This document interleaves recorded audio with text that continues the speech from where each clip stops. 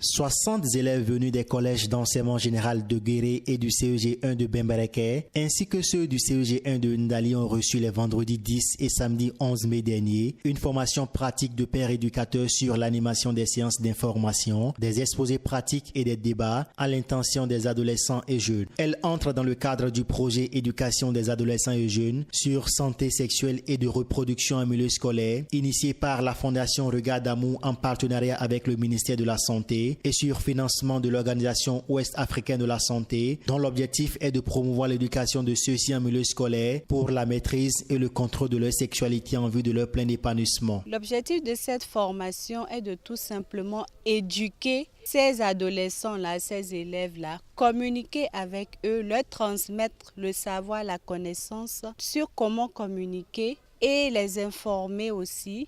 C'est-à-dire IEC, informer, éduquer, communiquer pour un changement de comportement. Le comportement à changer ici, c'est bien sûr avoir de bons comportements en tant qu'adolescent afin de se garantir un avenir meilleur.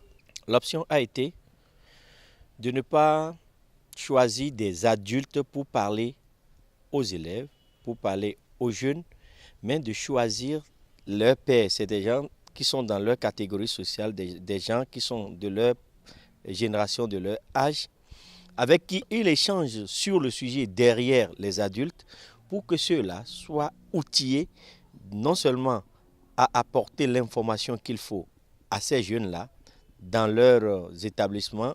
Durant 48 heures, 3 communications ont été présentées sur le rôle d'un père éducateur, les techniques de communication et d'animation de groupe. L'enseignant Manassé Serge Semanou, volontaire à la Fondation Regard d'amour, se réjouit de l'intérêt qu'accordent ces derniers aux travaux. Nous avons entamé la formation de ces pères éducateurs que nous avons pris le soin de sélectionner au sein de 3 établissements, à savoir le CEG 1 de Bembereke, le CEG Guéré et le CEG 1 de Ndali.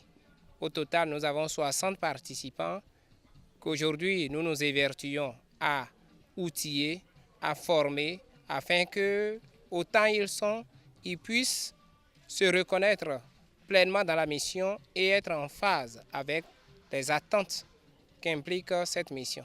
Depuis qu'on a commencé, au fur et à mesure nous évoluons, il y a une prise de conscience, une maturité vraiment satisfaisante que nous avons constatée à leur niveau.